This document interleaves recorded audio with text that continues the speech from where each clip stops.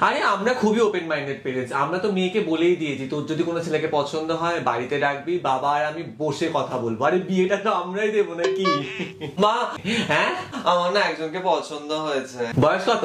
41। পাগল নাকি? তোর থেকে অনেক বড়, এত এজ ডিফারেন্স ভালো না। কি নাম কি তার? পাপা ঢোলে। বাঙালি না?